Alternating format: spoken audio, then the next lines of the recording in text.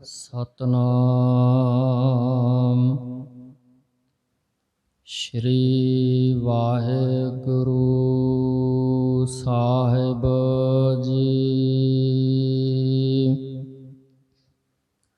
ਕਹਨ ਹਰ ਬੂੰਦ ਬਸ ਰੋਮਾਵਲ, ਕੁਸਮ ਬਸੰਤ ਗਨੰਤ ਨਾ ਆਵੈ। ਰਾਵ ਸਸ ਕਿਰਣ ਉਦਰ ਸਾਗਰ ਕੋ, ਗੰਗ ਤਰੰਗ ਅੰਤ ਕੋ ਪਾਵੈ। ਰੁਦਰ ਧਿਆਨ ਗਿਆਨ ਸਤਿਗੁਰ ਕੇ, ਕਬ ਜਨ ਭਲ ਉਨਹਿ ਜੋ ਗਾਵੈ। ਭੱਲੇ ਅਮਰਦਾਸ ਗੁਣ ਤੇਰੇ, ਤੇਰੀ ਉਪਮਾ ਤੋਹਿ ਬਨ ਆਵੈ। ਭੱਲੇ ਅਮਰਦਾਸ ਗੁਣ ਤੇਰੇ, ਤੇਰੀ ਉਪਮਾ ਤੋਹਿ ਬਨ ਆਵੈ।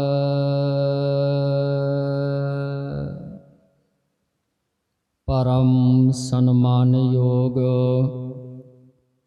ਸਤਿਗੁਰਾਂ ਦੀ ਸਾਜੀ ਨਿਵਾਜੀ ਗੁਰੂ ਖਾਲਸਾ ਸਾਧ ਸੰਗਤ ਜੀਓ। ਗੁਰੂ ਗੋਬਿੰਦ ਸਿੰਘ ਸਾਹਿਬ ਜੀ ਦੀ ਬਖਸ਼ੀ ਹੋਈ ਗੁਰ ਫਤਿਹ ਪ੍ਰਵਾਨ ਕਰੋ। ਗਜ ਵੱਜ ਕੇ ਆਖੋ ਜੀ ਵਾਹਿਗੁਰੂ ਜੀ ਕਾ ਖਾਲਸਾ, ਵਾਹਿਗੁਰੂ ਜੀ ਕੀ ਫਤਿਹ। ਅੰਤਰਜਾਮੀ ਅਕਾਲ ਪੁਰਖ ਵਾਹਿਗੁਰੂ ਜੀ ਦੀ ਅਪਾਰ ਕਿਰਪਾ ਦਾ ਸਦਕਾ ਹੈ। ਜੁਗੋ ਜੁਗ ਅਟਲ ਚਵਰ ਛਤਰ ਤਖਤ ਦੇ ਮਾਲਕ ਸ਼੍ਰੀ ਗੁਰੂ ਗ੍ਰੰਥ ਸਾਹਿਬ ਜੀਆਂ ਦੀ ਪਾਵਨ ਪਵਿੱਤਰ ਹਜ਼ੂਰੀ ਅੰਦਰ ਸ਼ੁਭਾਇਮਾਨ ਹੋ ਕਰਕੇ ਅੰਮ੍ਰਿਤਮਈ ਗੁਰਬਾਣੀ ਦੇ ਪਾਠ ਕਥਾ ਕੀਰਤਨ ਦਾ ਆਨੰਦ ਮਾਣ ਰਹੇ ਹਾਂ। ਆਪ ਸਮੂਹ ਸੰਗਤਾਂ ਨੂੰ ਭਲੀ ਪ੍ਰਕਾਰ ਬਿਦਤ ਹੈ ਕਿ 10 ਦਿਨ ਦਾ ਇਹ ਮਹਾਨ ਗੁਰਮਤ ਸਮਾਗਮ ਅੱਜ ਤੋਂ ਆਰੰਭ ਹੋਏ ਹਨ। ਇਸ ਦਾ ਭਾਵ ਅਰਥ ਇਹ ਹੈ ਕਿ ਮਾਨੋ ਅੱਜ ਤੋਂ ਕੁੰਭ ਦਾ ਮੇਲਾ ਆਰੰਭ ਹੋਇਆ ਹੈ। ਜਿਹੜਾ ਵੀ ਜੀਵ ਇਹਦੇ ਵਿੱਚ ਇਸ਼ਨਾਨ ਕਰੂ ਨਿਸ਼ਚਿਤ ਤੌਰ ਤੇ ਉਹ ਮੁਕਤ ਹੋਵੇਗਾ। ਕੁੰਭ ਦੇ ਮੇਲੇ ਦੀ ਮਹੱਤਤਾ ਇਹੀ ਹੈ ਕਿ 3 ਨਦੀਆਂ ਦਾ ਉੱਥੇ ਸੁਮੇਲ ਹੁੰਦਾ ਹੈ। ਉਹਦਾ ਨਾਮ ਹੈ ਤ੍ਰਿਵੇਣੀ, ਗੰਗਾ ਜਮਨਾ ਸਰਸਵਤੀ ਦਾ ਸੰਗਮ। ਜਿੱਥੇ ਆਪਾਂ ਬੈਠੇ ਹਾਂ ਇਹ ਵੀ ਤ੍ਰਿਵੇਣੀ ਬਣੀ ਹੋਈ ਹੈ। 3 ਮਹਾਂਪੁਰਸ਼ ਸ਼੍ਰੀਮਾਨ ਸੰਤ ਬਾਬਾ ਆਨੰਦ ਸਿੰਘ ਜੀ ਗੰਗਾ ਤੋਂ ਵੀ ਅਤੀ ਉਜਲ, ਸ਼੍ਰੀਮਾਨ ਸੰਤ ਬਾਬਾ ਮੀਹਾ ਸਿੰਘ ਜੀ ਜਮਨਾ ਤੋਂ ਵੀ ਅਤਿਅੰਤ ਪਵਿੱਤਰ, ਸ਼੍ਰੀਮਾਨ ਸੰਤ ਬਾਬਾ ਹਰਭਜਨ ਸਿੰਘ ਜੀ ਸਰਸਵਤੀ ਤੋਂ ਵੀ ਮਹਾਨ ਤਤ ਬੇਟੇ। ਤਿੰਨਾਂ ਦੀ ਯਾਦ ਇਹ ਹੈ ਤ੍ਰਿਵੇਣੀ ਆਪਾਂ ਇਸ਼ਨਾਨ ਕਰ ਰਹੇ ਹਾਂ। ਦੂਸਰਾ ਗੁਰਬਾਣੀ ਦਾ ਪਾਠ ਜਿਹੜਾ ਸਰਵਣ ਕੀਤਾ ਹੈ, ਇਹ ਗੰਗਾ, ਕੀਰਤਨ, ਜਮਨਾ ਤੇ ਕਥਾ, ਇਹ ਸਰਸਵਤੀ, ਇਹ ਤ੍ਰਿਵੇਣੀ। ਇਹਦੇ ਵਿੱਚ ਅੱਜ ਆਪਾਂ ਇਸ਼ਨਾਨ ਕਰ ਰਹੇ ਹਾਂ। ਤੇ ਇੱਕ ਤ੍ਰਿਵੇਣੀ ਅੱਜ ਹੋਰ ਵੀ ਬਣੀ ਆ ਇੱਥੇ, ਉਹਦੇ ਵਿੱਚੋਂ ਸ਼੍ਰੀ ਗੁਰੂ ਗ੍ਰੰਥ ਸਾਹਿਬ ਜੀ ਗੰਗਾ, ਮਹਾਪੁਰਸ਼ ਸਟੇਜ ਤੇ ਸ਼ੁਭਾਇਮਾਨ ਜਮਨਾ। ਜਮਨਾ ਦਾ ਅਰਥ ਹੁੰਦਾ ਜਿੱਥੇ ਜਮ ਦੀ ਪਹੁੰਚ ਨਾ ਹੋਵੇ, ਜਮਨਾ, ਇਹ ਮਹਾਪੁਰਸ਼ਨ। ਤੇ ਸਰਸਵਤੀ ਉਹ ਹੈ ਸਤ ਸੰਗਤ ਜਿਹੜੀ ਆ ਬੈਠੀ ਹੈ, ਗੁਰਸਿੱਖ ਸਰੋਤੇ। ਇਹ ਵੀ ਅੱਜ ਇੱਕ ਸੰਗਮ ਬਣਿਆ ਹੈ। ਇਸੇ ਤਰ੍ਹਾਂ ਅੱਜ ਇੱਕ ਤ੍ਰਿਵੇਣੀ ਹੋਰ ਵੀ ਬਣੀ ਹੈ। ਤਿੰਨੇ ਮਹਾਪੁਰਸ਼ਾਂ ਦੀ ਯਾਦ ਵਿੱਚ ਜੁੜੇ ਹਾਂ। ਇਹ ਗੰਗਾ, ਤੇ ਅੱਜ ਪੂਰਨਮਾਸ਼ੀ ਦਾ ਸ਼ੁਭ ਦਿਹਾੜਾ ਹੈ। ਇਹ ਜਮਨਾ। ਤੀਸਰਾ, ਅੱਜ ਤੀਸਰੇ ਪਾਤਸ਼ਾਹ ਗੁਰੂ ਅਮਰਦਾਸ ਸਾਹਿਬ ਜੀਆਂ ਦਾ ਜੋਤੀ ਜੋਤ ਦਿਵਸ ਹੈ। ਇਹ ਸਰਸਵਤੀ। ਦੱਸੋ, ਇੰਨੀਆਂ ਸਾਰੀਆਂ ਤ੍ਰਿਵੇਣੀਆਂ, ਇੰਨੇ ਸਾਰੇ ਸੰਗਮ ਇੱਕੋ ਸਮੇਂ, ਇੱਕੋ ਦਿਨ, ਇਸ ਤੋਂ ਪਹਿਲਾਂ ਕਦੇ ਬਣੇ ਹਨ? ਨਹੀਂ। ਇਸੇ ਤਰ੍ਹਾਂ ਅੱਜ ਆਪਾਂ ਇੱਕ ਤ੍ਰਿਵੇਣੀ ਹੋਰ ਬਣਾ ਲਈਏ। ਗੁਰੂ ਅਮਰਦਾਸ ਸਾਹਿਬ ਸੱਚੇ ਪਾਤਸ਼ਾਹ ਜੀਆਂ ਦਾ ਜਨਮ, ਗੁਰੂ ਅਮਰਦਾਸ ਸਾਹਿਬ ਸੱਚੇ ਪਾਤਸ਼ਾਹ ਜੀਆਂ ਦਾ ਗੁਰਤਾ ਗੱਦੀ, ਗੁਰੂ ਅਮਰਦਾਸ ਸਾਹਿਬ ਸੱਚੇ ਪਾਤਸ਼ਾਹ ਜੀਆਂ ਦਾ ਜੋਤੀ ਜੋਤ ਦਿਵਸ। ਗੁਰੂ ਘਰ ਵਿੱਚ ਇਹ ਤ੍ਰਿਵੇਣੀਆਂ ਹੀ ਹੁੰਦੀਆਂ ਨੇ ਸਾਰੀਆਂ। ਜਿੱਥੋਂ ਮਰਜੀ ਕੋਈ ਨਿਗਾਹ ਮਾਰ ਲਵੇ, ਖੋਜ ਕਰ ਲੈ, ਤ੍ਰਿਵੇਣੀਆਂ ਹੀ ਹਨ ਸਾਰੀਆਂ।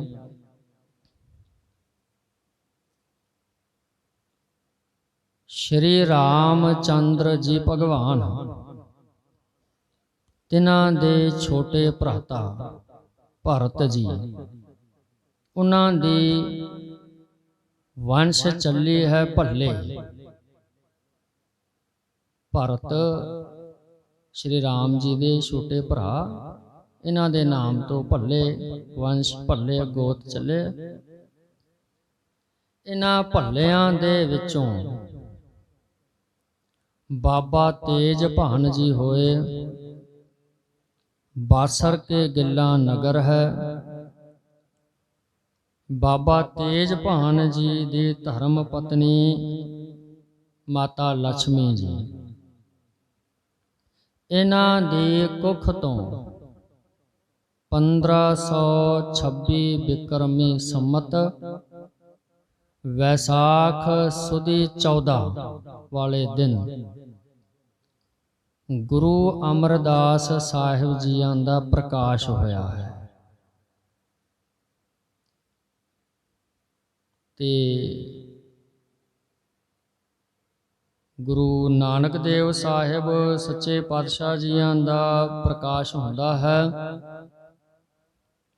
1526 ਬਿਕਰਮੀ ਸੰਮਤ ਕੱਤਕ ਦੀ ਪੂਰਨਮਾਸ਼ੀ, ਯਾਨੀ ਕਿ ਕਰੀਬਨ 7 ਮਹੀਨੇ ਬਾਅਦ ਵਿੱਚ।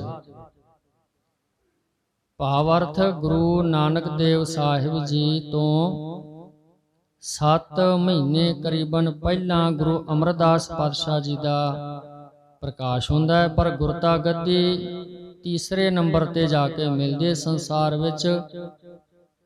ਗੁਰੂ ਨਾਨਕ ਦੇਵ ਸਾਹਿਬ ਜੀ ਤੋਂ ਪਹਿਲਾਂ ਆਏ ਹਨ। ਗੁਰੂ ਅਮਰਦਾਸ ਸਾਹਿਬ ਸੱਚੇ ਪਾਤਸ਼ਾਹ ਜੀ, ਤਿਨਾਂ ਦੇ ਪਿਤਾ ਬਾਬਾ ਤੇਜ ਭਾਨ ਜੀ ਬਹੁਤ ਹੀ ਹਰਮਨ ਪਿਆਰੇ, ਪਰਮੇਸ਼ਰ ਦਾ ਨਾਮ ਜਪਣ ਵਾਲੇ, ਚੰਗੀ ਰੂਹ ਹਨ, ਸੱਚੀ ਤੇ ਸੁੱਚੀ ਕਿਰਤ ਕਰਦੇ ਨੇ। ਸੁਭਾਵਕ ਹੀ ਹੈ, ਜਦੋਂ ਕੋਈ ਘਰ ਵਿੱਚ ਪੁੱਤਰ ਹੋਵੇ ਖੁਸ਼ੀਆਂ ਮਨਾਈਆਂ ਜਾਂਦੀਆਂ ਨੇ। ਬਾਬਾ ਤੇਜ ਭਾਨ ਜੀ ਦੇ ਘਰ ਵਿੱਚ ਵੀ ਰੌਣਕਾਂ ਲੱਗੀਆਂ, ਲੋਕਾਂ ਨੇ ਵਧਾਈਆਂ ਦਿੱਤੀਆਂ, ਹਰ ਤਰ੍ਹਾਂ ਦੇ ਉਤਸਵ ਮਨਾਏ ਗਏ। ਤੇ ਆਪਾਂ ਸ਼ਬਦ ਵਰਤਦੇ ਹਾਂ ਗੁਰੂ ਅਮਰਦਾਸ ਸਾਹਿਬ ਜੀ, ਪਰ ਉਸ ਵੇਲੇ ਗੁਰੂ ਨਹੀਂ ਬਣੇ, ਪਰ ਆਪਾਂ ਸਤਿਕਾਰ ਦੇ ਨਾਲ ਇਹੀ ਵਰਤਣਾ ਹੈ। ਗੁਰੂ ਅਮਰਦਾਸ ਸਾਹਿਬ ਜੀ ਛੋਟੇ ਹੁੰਦਿਆਂ ਤੋਂ ਹੀ ਸਿੱਧੇ ਸਾਦੇ ਸੁਭਾਅ ਦੇ ਮਾਲਕ ਸਨ, ਬਿਲਕੁਲ ਨਿਕਪਟ ਨਿਰਛਲ, ਪਰਮੇਸ਼ਰ ਦਾ ਨਾਮ ਜਪਦੇ, ਸੱਚੀ ਸੁੱਚੀ ਕਿਰਤ ਕਰਦੇ ਹਨ। ਜਦ ਵੀ ਖਬਰ ਹੁੰਦੀ ਕਿ ਪਿੰਡ ਇਲਾਕੇ ਵਿੱਚ ਸਾਧੂਆਂ ਦੀ ਕੋਈ ਮੰਡਲੀ ਆਈ ਆ, ਆਪ ਦੌੜ ਕੇ ਜਾਂਦੇ, ਸਾਧੂਆਂ ਦੀ ਸੇਵਾ ਕਰਦੇ। ਘਰ ਵਿੱਚ ਜੋ ਵੀ ਸਮਾਨ ਹੁੰਦਾ, ਰਾਸ਼ਨ ਪਾਣੀ ਭੋਜਨ ਤਿਆਰ, ਉਹ ਲੈ ਜਾ ਕੇ ਸਾਧੂਆਂ ਨੂੰ ਛਕਾਉਂਦੇ। ਇਸ ਤਰ੍ਹਾਂ ਗੁਰੂ ਅਮਰਦਾਸ ਸਾਹਿਬ ਸੱਚੇ ਪਾਤਸ਼ਾਹ ਜੀ ਸਰੀਰ ਕਰਕੇ ਥੋੜੇ ਵੱਡੇ ਹੁੰਦੇ ਗਏ, ਪਰਮੇਸ਼ਰ ਦੇ ਨਾਮ ਦੇ ਨਾਲ ਜੁੜੇ ਰਹਿੰਦੇ। ਬਾਬਾ ਤੇਜ ਭਾਨ ਜੀ ਦੇ ਘਰ ਦੇ ਵਿੱਚ 3 ਪੁੱਤਰਾਂ ਨੇ ਹੋਰ ਜਨਮ ਲਿਆ। ਗੁਰੂ ਅਮਰਦਾਸ ਸਾਹਿਬ ਜੀ ਸਭ ਤੋਂ ਵੱਡੇ ਨੇ, 4 ਭਰਾ ਹਨ। ਤੇ ਇਸ ਤਰ੍ਹਾਂ ਜਦੋਂ ਥੋੜੀ ਜਿਹੀ ਜਵਾਨੀ ਦੀ ਅਵਸਥਾ ਆਈ, ਸਤਿਗੁਰਾਂ ਦੇ ਸਰੀਰ ਤੇ ਸਾਧੂ ਸੁਭਾਅ ਸੀ, ਸਾਧ ਸੰਗਤ ਕਰਿਆ ਕਰਦੇ। ਤੇ ਸਾਧੂਆਂ ਦੀ ਮੰਡਲੀ ਤੀਰਥ ਯਾਤਰਾ ਤੇ ਜਾਇਆ ਕਰਦੀ, ਉਹਨਾਂ ਦੇ ਨਾਲ ਆਪ ਸਤਿਗੁਰੂ ਜੀ ਯਾਤਰਾ ਤੇ ਜਾਇਆ ਕਰਦੇ। ਕੁਰੂਕਸ਼ੇਤਰ ਅਤੇ ਹਰਿਦੁਆਰ ਦੀ ਯਾਤਰਾ ਹਰ ਸਾਲ ਸਤਿਗੁਰੂ ਜੀ ਸਾਧੂਆਂ ਦੇ ਨਾਲ, ਜੇ ਨਾ ਸਬਬ ਬਣੇ ਤੇ ਗੁਰੂ ਸਾਹਿਬ ਜੀ ਇਕੱਲੇ ਹੀ ਨੰਗੇ ਚਰਨੀ ਹਰਿਦੁਆਰ ਦੀ ਯਾਤਰਾ ਤੇ ਜਾਇਆ ਕਰਦੇ। ਤੇ ਬਾਕੀ ਦਾ ਸਮਾਂ ਘਰ ਦੇ ਵਿੱਚ ਰਹਿ ਕੇ ਘੋੜੇ ਦੇ ਉੱਤੇ, ਗੱਡੇ ਦੇ ਉੱਤੇ ਘਰ ਦਾ ਸਾਜੋ ਸਮਾਨ ਲੱਦ ਕੇ ਫੇਰੀ ਦੇ ਰੂਪ ਵਿੱਚ ਸਮਾਨ ਵੇਚਦੇ ਤੇ ਘਰ ਦੀ ਜ਼ਿੰਮੇਵਾਰੀ ਸੰਭਾਲਦੇ। ਤੇ ਜਦੋਂ ਵੀ ਸਬਬ ਬਣਨਾ ਸਾਲ ਦੇ ਵਿੱਚ ਇੱਕ ਵੇਰਾ ਜ਼ਰੂਰ ਜਾਇਆ ਕਰਦੇ ਹਰਿਦੁਆਰ ਦੀ ਯਾਤਰਾ ਤੇ, ਗੰਗਾ ਇਸ਼ਨਾਨ ਕਰਦੇ। ਇਸ ਤਰ੍ਹਾਂ ਕਰਦਿਆਂ 19 ਸਾਲ ਗੁਰੂ ਅਮਰਦਾਸ ਸਾਹਿਬ ਜੀ ਗਏ। 20ਵੇਂ ਸਾਲ ਸਤਿਗੁਰੂ ਜੀ ਜਦੋਂ ਹਰਿਦੁਆਰ ਗਏ, ਉੱਥੋਂ ਵਾਪਸ ਮੁੜਦੇ ਹਰ ਸਾਲ ਰਸਤੇ ਵਿੱਚ ਇੱਕ ਪਿੰਡ ਆਉਂਦਾ, ਮੇਹੜਾ ਪਿੰਡ ਦਾ ਨਾਮ ਹੈ। ਤੇ ਉੱਥੇ ਮਹਾਰਾਜ ਸਾਹਿਬ ਜੀ ਦਾ ਸਥਾਨ ਵੀ ਬਣਿਆ ਹੋਇਆ। ਉੱਥੇ ਸਤਿਗੁਰੂ ਅਮਰਦਾਸ ਸਾਹਿਬ ਜੀ ਰਾਤ ਨੂੰ ਵਿਸ਼ਰਾਮ ਕਰਦੇ, ਜਾਂਦੇ ਹੋਏ ਵੀ। ਜਦੋਂ ਹਰਿਦੁਆਰ ਗੰਗਾ ਇਸ਼ਨਾਨ ਕਰਕੇ ਵਾਪਸ ਮੁੜਦੇ, ਉਦੋਂ ਵੀ।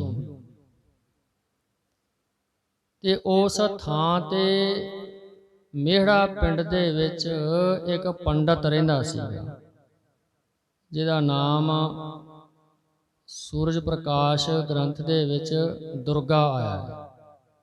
ਇਹ ਦੁਰਗਾ ਮੇਹੜਾ ਪੰਡਤ ਕਰਕੇ ਮਸ਼ਹੂਰ ਸੀ, ਪਿੰਡ ਦਾ ਨਾਮ ਇਹਦੇ ਨਾਲ ਜੁੜ ਗਿਆ ਸੀ।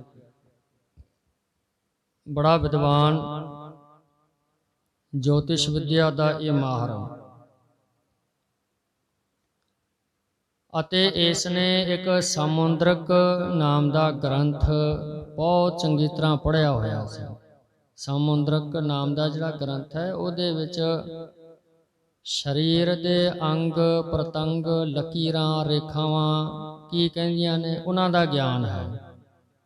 ਉਹ ਗ੍ਰੰਥ ਨੂੰ ਚੰਗੀ ਤਰ੍ਹਾਂ ਕੋਈ ਪੜ੍ਹ ਲਵੇ, ਵਾਚ ਲਵੇ, ਉਹਨੂੰ ਗਿਆਨ ਹੋ ਜਾਂਦਾ ਕਿ ਹੱਥ ਦੀ ਰੇਖਾਵਾਂ ਕੀ ਕਹਿੰਦੀਆਂ, ਮੱਥੇ ਦੀ ਰੇਖਾਵਾਂ ਕੀ ਕਹਿੰਦੀਆਂ। ਤੇ ਉਸ ਤਰ੍ਹਾਂ ਉਹ ਸਰੀਰ ਦੀ ਬਣਤਰ ਤੋਂ ਉਹਦਾ ਭਵਿੱਖ, ਉਹਦਾ ਵਰਤਮਾਨ, ਬੀਤ ਚੁੱਕਿਆ ਸਮਾਂ ਉਹ ਦੱਸ ਦਿੰਦੇ ਨੇ। ਗੁਰੂ ਅਮਰਦਾਸ ਸਾਹਿਬ ਸੱਚੇ ਪਾਤਸ਼ਾਹ ਜੀ ਦਰਖਤ ਦੇ ਹੇਠਾਂ ਆਰਾਮ ਕਰਦੇ ਹਨ ਤੇ ਸਤਿਗੁਰੂ ਜੀ ਗੋਡੇ ਦੇ ਉੱਤੇ ਆਪਣਾ ਸੱਜਾ ਪੈਰ ਰੱਖ ਕੇ ਆਰਾਮ ਕਰਦੇ ਹਨ। ਮੇਹੜਾ ਦੁਰਗਾ ਮੇਹੜਾ ਪੰਡਤ ਆਇਆ। ਅੱਗੇ ਵੀ ਕਈ ਵਾਰ ਗੁਰੂ ਸਾਹਿਬ ਜੀ ਨੂੰ ਇਹਨੇ ਵੇਖਿਆ ਸੀ, ਮਿਲਿਆ ਵੀ, ਪਰ ਐਤਕੀ ਵੇਖ ਕੇ ਹੈਰਾਨ। ਮਹਾਰਾਜ ਸਾਹਿਬ ਜੀ ਦੇ ਚਰਨਾਂ ਦੇ ਉੱਤੇ ਪਦਮ ਦਾ ਨਿਸ਼ਾਨ ਹੈ ਤੇ ਇਹਨੇ ਉਹ ਸਾਰੇ ਚਿੰਨ੍ਹ ਰੇਖਾਵਾਂ ਦਾ ਬੜਾ ਗਿਆਨ ਵੇਖ ਕੇ ਮਨ ਦੇ ਵਿੱਚ ਅਨੁਮਾਨ ਲਾਇਆ ਕਿ ਇਹ ਪੁਰਸ਼ ਕੌਣ ਹੈ। ਜਿਸ ਤਰ੍ਹਾਂ ਇਹ ਹਾਲਾਤਾਂ ਵਿੱਚ ਇੱਥੇ ਇੱਕ ਦਰਖਤ ਦੇ ਹੇਠਾਂ ਇਹ ਸੁੱਤਾ ਪਿਆ, ਇਹ ਲੱਛਣ ਤੇ ਇਹਦੇ ਹੈ ਨਹੀਂ। ਇਹ ਤਾਂ ਛਤਰਪਤੀ ਰਾਜਾ ਜਾਂ ਫਿਰ ਕੋਈ ਅਵਤਾਰੀ ਪੁਰਸ਼ ਹੈ। ਤੇ ਦੋਨਾਂ ਹੀ ਪੁਰਸ਼ਾਂ ਦੇ ਨਾਲ ਭੀੜ ਬਹੁਤ ਹੁੰਦੀ ਹੈ। ਜੇ ਕੋਈ ਅਵਤਾਰੀ ਪੁਰਸ਼ ਹੋਵੇ, ਸੰਤ ਬ੍ਰਹਮ ਗਿਆਨੀ, ਉਹਦੇ ਨਾਲ ਸੰਗਤਾਂ ਹੁੰਦੀਆਂ ਨੇ। ਛਤਰਪਤੀ ਕੋਈ ਹੋਵੇ ਰਾਜਾ, ਉਹਦੇ ਨਾਲ ਫੌਜਾਂ ਹੁੰਦੀਆਂ ਨੇ। ਤੇ ਇੱਕਦਮ ਇਹਦੇ ਮਨ ਦੇ ਵਿੱਚ ਕਈ ਤਰ੍ਹਾਂ ਦੇ ਉਤਰਾ ਚੜਾ ਸਵਾਲ ਜਵਾਬ ਭ੍ਰਾਂਤੀਆਂ ਹੋਣ ਲੱਗ ਪਈਆਂ ਕਿ ਮਨਾ ਕਿਤੇ ਗਲਤ ਤਾਂ ਨਹੀਂ ਤੂੰ ਪੜ੍ਹ ਲਿਆ। ਪਰ ਇਹ ਨਿਸ਼ਾਨ ਤਾਂ ਇਵੇਂ ਹੀ ਦੱਸਦਾ ਪਿਆ। ਨੇੜੇ ਹੋਇਆ ਹੋ ਕੇ ਵੇਖਿਆ ਕਿ ਉਹ ਆਪ ਜੀ ਹੋ, ਹਰ ਸਾਲ ਆਉਂਦੇ ਹੋ। ਆਪ ਜੀ ਦੇ ਪੈਰਾਂ ਦੇ ਉੱਤੇ ਪਦਮ ਦਾ ਨਿਸ਼ਾਨ ਅੱਜ ਵੇਖਿਆ। ਤੇ ਤੁਸੀਂ ਇਸ ਤਰ੍ਹਾਂ ਇੱਕ ਆਮ ਸਾਧਾਰਨ ਜੇ ਮਨੁੱਖ ਬਣ ਕੇ ਗੰਗਾ ਤੇ ਆਉਂਦੇ ਹੋ, ਇਸ਼ਨਾਨ ਕਰਦੇ ਹੋ। ਕੌਣ ਹੋ, ਕਿੱਥੋਂ ਆਉਂਦੇ ਹੋ? ਲੱਛਣਾਂ ਅਨੁਸਾਰ ਤੇ ਆਪ ਕੋਈ ਅਵਤਾਰੀ ਪੁਰਸ਼ ਹੋ, ਰੱਬ ਦਾ ਰੂਪ ਹੋ, ਜਾਂ ਛਤਰਪਤੀ ਰਾਜੇ ਹੋ। ਗੁਰੂ ਅਮਰਦਾਸ ਪਾਤਸ਼ਾਹ ਜੀ ਮੁਸਕਰਾ ਕੇ ਕਹਿਣ ਲੱਗੇ, ਪੰਡਤ ਜੀ, ਨਾ ਅਸੀਂ ਅਵਤਾਰੀ ਪੁਰਸ਼ ਹਾਂ, ਨਾ ਅਸੀਂ ਛਤਰਪਤੀ ਰਾਜੇ ਹਾਂ। ਇੱਕ ਆਮ ਜਿਹੇ ਮਨੁੱਖ ਹਾਂ। ਮਨ ਦੇ ਵਿੱਚ ਇੱਕ ਲਾਲਸਾ ਇੱਛਾ ਹੁੰਦੀ ਹੈ ਤਾਂ ਸਾਧੂਆਂ ਦੇ ਨਾਲ ਕਈ ਵਾਰ ਇਕੱਲੇ ਵੀ ਗੰਗਾ ਦਰਸ਼ਨ ਤੇ ਆ ਜਾਈਦਾ। ਤੇ ਇਸ ਦੁਰਗਾ ਪੰਡਤ ਨੇ ਫਿਰ ਵਚਨ ਕੀਤਾ ਕਿ ਪੁਰਖਾ ਤੂੰ ਜੋ ਵੀ ਹੈ ਤੂੰ ਬਹੁਤ ਮਹਾਨ ਵੱਡਾ ਪੁਰਸ਼। ਜੇ ਹੁਣ ਤੱਕ ਤੇਰਾ ਉਹ ਕਰਮ ਪ੍ਰਗਟ ਨਹੀਂ ਹੋਇਆ ਨਾ, ਤੇ ਪ੍ਰਗਟ ਹੋਣ ਵਾਲਾ ਹੀ ਆ। ਗੁਰੂ ਅਮਰਦਾਸ ਪਾਤਸ਼ਾਹ ਜੀ ਮੁਸਕਰਾ ਕੇ ਕਹਿਣ ਲੱਗੇ, ਠੀਕ ਆ ਪੰਡਤ ਜੀ, ਧੰਨ ਭਾਗ ਸਾਡੇ ਜੇ ਸਾਡਾ ਇਹੋ ਜਿਹਾ ਕਰਮ ਪ੍ਰਗਟ ਹੋਵੇ, ਅਸੀਂ ਛਤਰਪਤੀ ਰਾਜੇ ਬਣ ਜਾਈਏ ਜਾਂ ਕੋਈ ਮਹਾਂਪੁਰਸ਼ ਬਣ ਜਾਈਏ। ਇਹ ਹਰ ਇੱਕ ਬੰਦੇ ਦੀ ਇੱਛਾ ਹੁੰਦੀ ਹੈ। ਆਉਣ ਵਾਲੇ ਕੱਲ 'ਚ ਆਪਣੇ ਜੋ ਬੈਠਿਆਂ ਨੇ ਕਿਨੇ ਕੀ ਬਣ ਜਾਣਾ, ਕੋਈ ਨਹੀਂ ਜਾਣਦਾ। ਤੇ ਪੰਡਤ ਕਹਿਣ ਲੱਗਿਆ ਕਿ ਮਹਾਂਪੁਰਸ਼ੋ, ਤੁਸੀਂ ਹਰ ਸਾਲ ਆਉਂਦੇ ਹੋ। ਕਰੀਬਨ 20 ਸਾਲ ਤਾਂ ਮੈਨੂੰ ਹੋ ਗਏ ਵੇਖਦਿਆਂ ਨੂੰ। ਜਾਂਦੇ ਹੋਏ ਵੀ ਇੱਥੇ ਰਾਤ ਰੁਕਦੇ ਹੋ, ਵਾਪਸ ਮੁੜਦੇ ਵੀ। ਤੇ ਇੱਕ ਮੇਰੀ ਬੇਨਤੀ ਹੈ, ਮੈਂ ਵਿਦਵਾਨ ਹਾਂ, ਪੜ੍ਹਿਆ ਲਿਖਿਆ ਜੋਤਿਸ਼ ਦਾ ਮਾਹਰ ਪੰਡਤ ਹਾਂ, ਪਰ ਹਾਂ ਮੈਂ ਬਹੁਤ ਗਰੀਬ ਹਾਂ। ਧਨ ਦੌਲਤ ਇਹ ਜਿੰਨੀ ਕੁ ਮੈਨੂੰ ਚਾਹੀਦੀ ਇਹਨੇ ਕੋ ਹੈ ਨਹੀਂ ਮੇਰੇ ਕੋਲ। ਤੇ ਜੇ ਤੁਸੀਂ ਕੋਈ ਮਹਾਂਪੁਰਸ਼ ਬਣ ਗਏ ਜਾਂ ਕੋਈ ਰਾਜੇ ਬਣ ਗਏ, ਫਿਰ ਕੀ ਤੁਸੀਂ ਆਓਗੇ? ਗੁਰੂ ਅਮਰਦਾਸ ਪਾਤਸ਼ਾਹ ਜੀ ਕਹਿਣ ਲੱਗੇ, ਜ਼ਰੂਰ ਆਵਾਂਗੇ। ਪੰਡਤ ਦੁਰਗਾ ਕਹਿਣ ਲੱਗਿਆ, ਮਹਾਂਪੁਰਸ਼ੋ ਜੇ ਆਏ ਫਿਰ ਮੇਰਾ ਖਿਆਲ ਰੱਖਿਓ, ਮੇਰੇ ਤੇ ਕਿਰਪਾ ਕਰਿਓ। ਗੁਰੂ ਅਮਰਦਾਸ ਪਾਤਸ਼ਾਹ ਜੀ ਕਹਿਣ ਲੱਗੇ, ਠੀਕ ਆ ਪੰਡਤ ਜੀ, ਆਵਾਂਗੇ। ਜੇ ਇੰਨੇ ਯੋਗ ਹੋ ਗਏ ਤੇ ਤੇਰੇ ਤੇ ਕਿਰਪਾ ਵੀ ਕਰਾਂਗੇ। ਹੁਣ ਅਸੀਂ ਚੱਲਦੇ ਹਾਂ। ਇਹ ਬਚਨ ਬਿਲਾਸ ਹੋਏ, ਸਤਿਗੁਰੂ ਜੀ ਵਾਪਸ ਆ ਗਏ। ਵਾਪਸ ਆਏ ਗੁਰੂ ਅੰਗਦ ਦੇਵ ਸਾਹਿਬ ਸੱਚੇ ਪਾਤਸ਼ਾਹ ਜੀ ਖਡੂਰ ਦੇ ਵਿੱਚ ਬਿਰਾਜੇ ਹਨ, ਸੰਗਤਾਂ ਨੂੰ ਨਿਹਾਲ ਕਰਦੇ ਨੇ। ਕਿਉਂ ਗੁਰੂ ਅੰਗਦ ਦੇਵ ਸਾਹਿਬ ਜੀ ਨੇ ਨਗਰ ਵਸਾਇਆ ਸੀ ਖਡੂਰ ਸਾਹਿਬ, ਫੇਰ ਵਸਾਇਆ ਫੇਰ ਆਣ ਸਤਿਗੁਰ ਖਡੂਰ। ਆਣ ਦਾ ਅਰਥ ਹੁੰਦਾ ਪੁੱਤਰ, ਫੇਰੂ ਦਾ ਅਰਥ ਹੈ ਬਾਬਾ ਫੇਰੂ ਮੱਲ ਦਾ ਪੁੱਤਰ। ਗੁਰੂ ਅੰਗਦ ਦੇਵ ਜੀ ਨੇ ਖਡੂਰ ਸਾਹਿਬ ਨਗਰ ਵਸਾਇਆ, ਇੱਥੇ ਹੀ ਫਿਰ ਬਿਰਾਜੇ। ਤੇ ਗੁਰੂ ਅੰਗਦ ਦੇਵ ਪਾਤਸ਼ਾਹ ਜੀ ਦੀ ਪੁੱਤਰੀ ਬੀਬੀ ਅਮਰੋ ਜੀ। ਬੀਬੀ ਅਮਰੋ ਜੀ ਦਾ ਵਿਆਹ ਗੁਰੂ ਅਮਰਦਾਸ ਪਾਤਸ਼ਾਹ ਜੀ ਦੇ ਛੋਟੇ ਭਰਾ ਦੇ ਪੁੱਤਰ ਨਾਲ ਹੋਇਆ ਵਾ। ਤੇ ਗੁਰੂ ਅੰਗਦ ਦੇਵ ਪਾਤਸ਼ਾਹ ਜੀ ਨੇ ਸਾਰੇ ਸੰਸਕਾਰ ਆਪਣੇ ਧੀ ਨੂੰ ਚੰਗੀ ਤਰ੍ਹਾਂ ਦ੍ਰਿੜ ਕਰਾ ਕੇ ਸਿਖਾ ਕੇ ਫਿਰ ਡੋਲੀ ਵਿਦਾ ਕੀਤੀ ਸੀ। ਧੀ, ਅੱਜ ਤੋਂ ਬਾਅਦ ਤੇਰਾ ਸਹੁਰਾ ਘਰ ਤੇਰਾ ਆਪਣਾ ਘਰ ਆ, ਉਹੀ ਤੇਰੇ ਮਾਂ ਪਿਓ ਸਭ ਕੁਝ ਉਹੀ ਨੇ। ਆਪਣੀ ਮਰਜ਼ੀ ਨਾਲ ਤੂੰ ਪੇਕੇ ਨਹੀਂ ਆਉਣਾ, ਇਹ ਸਾਡਾ ਵਚਨ ਯਾਦ ਰੱਖੀ। ਜਦੋਂ ਅਸੀਂ ਬੁਲਾਵਾਂਗੇ ਉਦੋਂ ਆਈ। ਤੇ ਗੁਰੂ ਨਾਨਕ ਸਾਹਿਬ ਜੀ ਦੀ ਜਿਹੜੀ ਬਾਣੀ ਹੈ ਨਾ, ਆਸਾ ਕੀ ਵਾਰ, ਉਹ ਨਾ ਛੱਡੀ। ਉਹਦਾ ਨਿਤਨੇਮ ਰੋਜ਼ ਪੱਕਾ। ਤੇ ਬੀਬੀ ਅਮਰੋ ਉਸੇ ਤਰ੍ਹਾਂ ਪਿਤਾ ਜੀ ਦੇ ਪਾਏ ਪੂਰਨਿਆਂ ਤੇ ਪੱਕੀ ਰਹੀ। ਸਹੁਰੇ ਘਰ ਦੇ ਵਿੱਚ ਅੰਮ੍ਰਿਤ ਵੇਲੇ ਉੱਠਦੀ ਹੈ, ਸਾਰਾ ਕੰਮਕਾਰ ਘਰ ਦਾ ਕਰਦੀ ਹੈ, ਦੁੱਧ ਰੜਕਦੀ ਹੈ, ਨਾਲੇ ਆਸਾ ਕੀ ਵਾਰ ਦਾ ਪਾਠ ਕਰਦੀ ਹੈ। ਹੁਣ ਇੱਧਰ ਗੁਰੂ ਅਮਰਦਾਸ ਸਾਹਿਬ ਜੀ ਗੁਰੂ ਨਹੀਂ ਬਣੇ, 20 ਸਾਲ ਹੋ ਗਏ ਗੰਗਾ ਤੇ ਜਾਂਦੇ ਆ, ਸਾਧੂਆਂ ਦੇ ਦਰਸ਼ਨ ਕਰਦੇ ਆ, ਇਸ਼ਨਾਨ ਕਰਦੇ ਆ, ਦਾਨ ਪੁੰਨ ਕਰਦੇ ਆ, ਚੰਗੇ ਕਰਮ ਕਰਦੇ ਆ, ਹਾਲੇ ਕੁਛ ਪ੍ਰਾਪਤ ਨਹੀਂ ਹੋਇਆ। ਜੋ ਚਾਹੁੰਦੇ ਨੇ ਉਹ ਮਿਲਿਆ ਨਹੀਂ। ਇੱਧਰ ਉਹ ਜਿਹੜੇ ਵਚਨ ਨੇ ਦੁਰਗਾ ਪੰਡਤ ਦੇ, ਉਹ ਕੰਨ 'ਚ ਵੱਜਦੇ ਨੇ। ਗੁਰੂ ਅਮਰਦਾਸ ਪਾਤਸ਼ਾਹ ਜੀ ਇੱਕੋ ਅਰਦਾਸ ਕਰਦੇ ਨੇ, ਹੇ ਅਕਾਲ ਪੁਰਖ ਵਾਹਿਗੁਰੂ, ਅਸੀਂ ਕੋਈ ਛਤਰਪਤੀ ਰਾਜੇ ਨਹੀਂ ਬਣਨਾ, ਕਿਰਪਾ ਕਰੋ, ਗਿਆਨ ਬਖਸ਼ੋ, ਮੁਕਤੀ ਹੋਵੇ। ਇਸੇ ਸਾਖੀ ਦੇ ਦੌਰਾਨ ਇੱਕ ਸਾਖੀ ਹੋਰ ਆਉਂਦੀ ਹੈ। ਗੁਰੂ ਅਮਰਦਾਸ ਪਾਤਸ਼ਾਹ ਜੀ ਨੂੰ ਇੱਕ ਕਰਮਕਾਂਡੀ ਪੰਡਤ ਮਿਲਿਆ, ਰਾਤ ਗੁਜ਼ਾਰੀ ਉਹਦੇ ਨਾਲ। ਸਵੇਰੇ ਹੁੰਦਿਆਂ ਉਹਨੇ ਤਰਕ ਮਾਰੀ ਕਿ ਤੂੰ ਨਿਗੁਰਾ ਹੀ ਫਿਰਦਾ, ਹਾਲੇ ਮੇਰਾ ਜੀਵਨ ਭ੍ਰਸ਼ਟ ਹੋ ਗਿਆ, ਤੇਰੇ ਨਾਲ ਬਹਿ ਕੇ ਮੈਂ ਰਾਤ ਗੁਜ਼ਾਰੀ, ਤੇਰੇ ਨਾਲ ਬਹਿ ਕੇ ਮੈਂ ਭੋਜਨ ਖਾਧਾ। ਗੁਰੂ ਅਮਰਦਾਸ ਪਾਤਸ਼ਾਹ ਦੀ ਇਹ ਜਿਹੜੇ ਬੋਲ ਸੀਗੇ, ਇਹ ਵੀ ਭਯੰਕਰ ਰੂਪ ਅੰਦਰ ਧਾਰ ਗਏ। ਰੜਕ ਪੈਣ ਲੱਗ ਪਈ ਕਿ ਇੱਕ ਪੰਡਤ ਨੇ ਮੈਨੂੰ ਐਂ ਕਿਹਾ, ਦੂਜੇ ਨੇ ਮੈਨੂੰ ਐਂ ਤਰਕ ਮਾਰੀ ਕਿ ਤੇਰਾ ਤਾਂ ਜੀਵਨ ਹੀ ਭ੍ਰਸ਼ਟ ਹੈ, ਤੂੰ ਨਿਗੁਰਾ ਹੈ ਹਾਲੇ। ਸਾਰੀ ਰਾਤ ਗੁਰੂ ਅਮਰਦਾਸ ਪਾਤਸ਼ਾਹ ਜੀ ਨੂੰ ਅੰਦਰ ਬੇਚੈਨੀ ਜੀ ਬਣੀ ਗਈ। ਜਾਗਦੇ ਰਹੇ, ਗੇੜਾ ਦਿੰਦੇ ਨੇ ਵਿਹੜੇ ਦੇ ਵਿੱਚ, ਕਦੇ ਬਾਹਰ ਅੰਦਰ। ਅੰਮ੍ਰਿਤ ਵੇਲਾ ਹੋਇਆ, ਉੱਠ ਕੇ ਬਾਹਰ ਘੁੰਮਦੇ ਨੇ ਦਰਵਾਜ਼ਿਆਂ ਤੇ। ਤੇ ਜਿਹੜੀ ਸੀਗੀ ਭਰਾ ਦੀ ਨੂੰਹ ਨਾਲ ਹੀ ਘਰ ਸੀਗਾ, ਉੱਥੋਂ ਆਵਾਜ਼ ਜੀ ਆਉਂਦੀ ਹੈ, ਜੇ ਸੋ ਚੰਦਾ ਉਗਵੈ ਸੂਰਜ ਚੜ੍ਹੇ ਹਜ਼ਾਰ, ਇੱਤੇ ਚਾਨਣ ਹੁੰਦਿਆਂ ਗੁਰਬਿਨ ਘੋਰ ਅੰਧਾਰ। ਇਹ ਆਵਾਜ਼ ਜਦੋਂ ਗੁਰੂ ਸਾਹਿਬ ਦੇ ਕੰਨਾਂ 'ਚ ਪਈ, ਸ਼ਾਂਤੀ ਜੀ ਆ ਗਈ, ਠੰਡਕ ਜੀ ਮਹਿਸੂਸ ਹੋਈ, ਢਾਰਸ ਐ ਲੱਗਿਆ ਕੁਛ ਕਿ ਹੈ। ਗੁਰੂ ਅਮਰਦਾਸ ਸਾਹਿਬ ਜੀ ਹੌਲੀ ਹੌਲੀ ਹੌਲੀ ਘਰ ਦੇ ਵਿੱਚ ਗਏ। ਇਹ ਨੂੰਹ ਲੱਗਦੀ ਹੈ, ਦੁੱਧ ਰੜਕਦੀ ਹੈ, ਨਾਲੇ ਆਸਾ ਕੀ ਵਾਰ ਦਾ ਪਾਠ ਕਰਦੀ ਹੈ।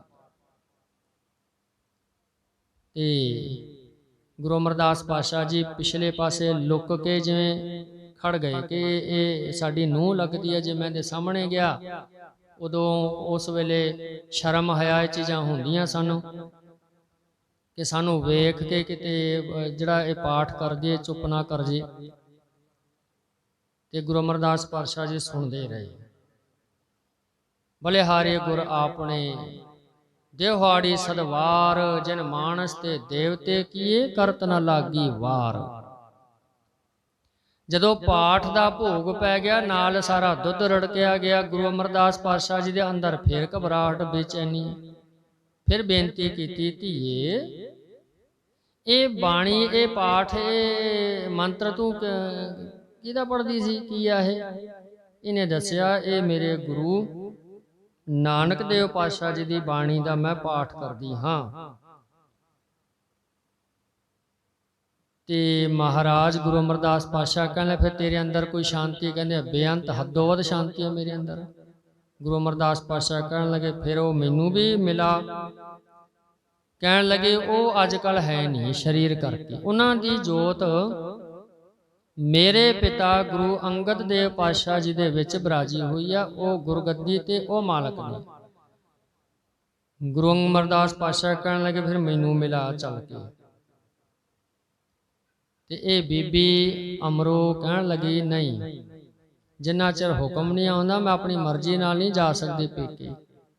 ਗੁਰੂ ਅਮਰਦਾਸ ਪਾਤਸ਼ਾਹ ਜੀ ਕਹਿਣ ਲੱਗੇ ਠੀਕ ਹੈ, ਜੇ ਤੇਰਾ ਪਿਤਾ ਵਾਕਈ ਸੱਚਾ ਸਤਿਗੁਰੂ ਹੈ, ਮੇਰੇ ਅੰਦਰ ਦੀ ਪੀੜਾ ਬੇਹਬਲਤਾ ਨੂੰ ਵੇਖ ਕੇ ਸੁਣ ਕੇ ਸਮਝ ਕੇ ਉਹਨੇ ਤੈਨੂੰ ਟੋਕਣਾ ਨਹੀਂ, ਰੋਕਣਾ ਨਹੀਂ, ਕੁਛ ਕਹਿਣਾ ਨਹੀਂ, ਤੂੰ ਮੇਰੇ ਨਾਲ ਮੇਰੇ ਕਹੇ ਤੇ ਚੱਲ। ਬੀਬੀ ਅਮਰੋ ਜੀ ਸਤਿਗੁਰਾਂ ਨੂੰ ਨਾਲ ਲੈ ਕੇ ਪਹੁੰਚ ਗਏ ਖਡੂਰ। ਦਰਵਾਜ਼ੇ ਦੇ ਬਾਹਰ ਖੜੇ ਕਰਤਾ ਕਿ ਇੱਥੇ ਰੁਕੋ, ਮੈਂ ਅੰਦਰ ਜਾ ਕੇ ਪਿਤਾ ਜੀ ਨੂੰ ਮੱਥਾ ਟੇਕ ਕੇ ਤੇ ਆਗਿਆ ਲਵਾਂ, ਆਗਿਆ ਹੋਵੇਗੀ ਤਾਂ ਤੁਹਾਨੂੰ ਅੰਦਰ ਬੁਲਾਵਾਂਗੀ। ਤੇ ਜਾ ਕੇ ਪਿਤਾ ਜੀ ਨੂੰ ਮੱਥਾ ਟੇਕਿਆ। ਗੁਰੂ ਅੰਗਦ ਦੇਵ ਪਾਤਸ਼ਾਹ ਜੀ ਕਹਿਣ ਲੱਗੇ ਧੀਏ ਤੈਨੂੰ ਕਿਹਾ ਸੀ ਨਾ ਬਿਨਾਂ ਸੱਦੇ ਨਾਮ ਹੀ ਚੱਲ, ਜੇ ਹੁਣ ਆ ਹੀ ਗਈਆਂ ਤੇ ਫਿਰ ਉਹਨੂੰ ਕਾਹਤੇ ਬਾਹਰ ਖੜਾ ਕੀਤਾ ਹੈ, ਉਹਨੂੰ ਵੀ ਲਿਆ ਆਂਦਾ। ਇਹ ਬੀਬੀ ਅਮਰੋ ਜੀ ਵਾਸਤੇ ਕੋਈ ਵੱਡੀ ਗੱਲ ਨਹੀਂ ਸੀ, ਕਿਉਂ ਤਾਂ ਧੀ ਸੀ ਨਾ। ਇਹ ਜੇ ਕੌਤਕ ਇਹ ਜੀ ਅੰਤਰਯਾਮਤਾ ਕੇ ਕਈ ਵੇਰਾ ਵੇਖੀਆਂ ਸੁਣੀਆਂ। ਲਿਆਂਦਾ ਤੇ ਗੁਰੂ ਅਮਰਦਾਸ ਪਾਤਸ਼ਾਹ ਜੀ ਨੇ ਮੱਥਾ ਟੇਕਿਆ, ਸ਼ਾਂਤੀ ਅੰਦਰ ਠੰਡਕ ਆ ਗਈ ਗੁਰੂ ਅੰਗਦ ਦੇਵ ਪਾਤਸ਼ਾਹ ਜੀ ਦਰਸ਼ਨ ਕਰਕੇ। ਉਸ ਤੋਂ ਬਾਅਦ ਗੁਰੂ ਅਮਰਦਾਸ ਸਾਹਿਬ ਜੀ ਆਪਦੇ ਘਰੇ ਵਾਪਸ ਨਹੀਂ ਗਏ, ਉੱਥੇ ਹੀ ਰਹੇ ਸੇਵਾ ਦੇ ਵਿੱਚ। ਉਸ ਵੇਲੇ ਗੁਰੂ ਅਮਰਦਾਸ ਪਾਤਸ਼ਾਹ ਜੀ ਦੀ ਉਮਰ ਜਿਹੜੀ ਹੈ ਕਰੀਬਨ 71 ਸਾਲ ਦੀ ਹੋ ਚੁੱਕੀ ਹੈ। ਕਰੀਬਨ 8-9 ਮਹੀਨੇ ਉਹ ਸਾਲ ਇਵੇਂ ਨਿਕਲ ਗਿਆ, ਦਰਸ਼ਨ ਕਰਦਿਆਂ, ਸੰਗਤਾਂ ਵਿੱਚ ਵਿਚਰਦਿਆਂ, ਬਾਣੀ ਸੁਣਦਿਆਂ।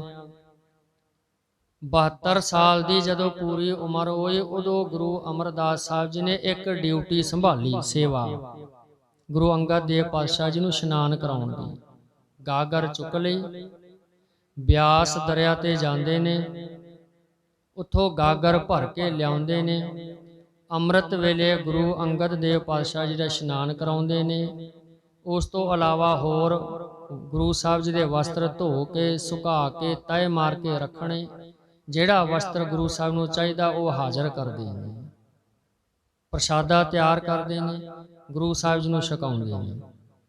ਸਾਲ ਬਾਅਦ ਇੱਕ ਸਮਾਗਮ ਹੁੰਦਾ ਹੈ ਖਡੂਰ ਸਾਹਿਬ।